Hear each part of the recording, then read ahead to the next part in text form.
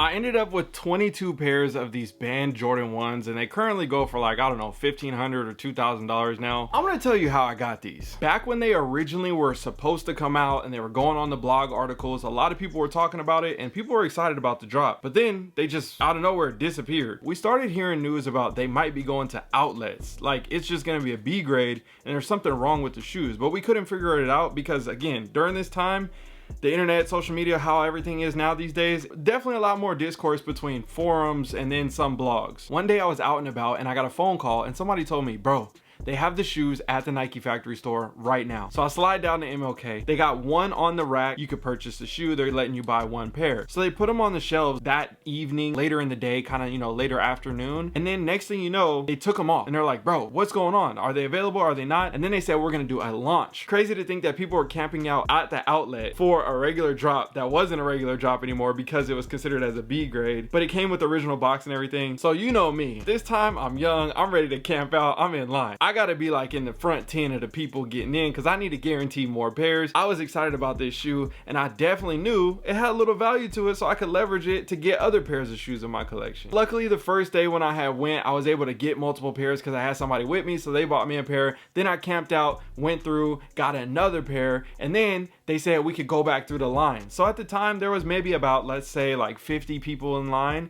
and we just kept going through the line, churning and churning and churning. I brought people with me and I was able to get more pairs. Next thing you know, I had a whole bundle of these shoes sitting in my collection. So during that time, now the shoe is going for, 300, 400 bucks, something like that. All the homies, they didn't hit, they got the shoes. Everybody's making a couple bucks. We're trying to resell, we're like 19 years old, just trying to make it happen, trying to make a couple bucks. We're in college. So during that time, I was able to run through multiple pairs, make really good money off of those, but I decided to keep 3 pairs in my collection. I'm pretty sure it was 3 because I ended up getting a used pair after that, which might have been my 4th pair. Either way, I had a few pairs left in my collection. Next thing you know, they just started shooting up even more and more and more in value, especially with me being a size 13. So now at that point, I was able to leverage this shoe that I had got for $109 and trade it for other grails that I had always wanted. And that was one of my strategies I had used for many a years even before that, to be able to hold and leverage shoes to be able to get other shoes that I want for basically $109. So now at this current time in life, I sold another pair to buy a house,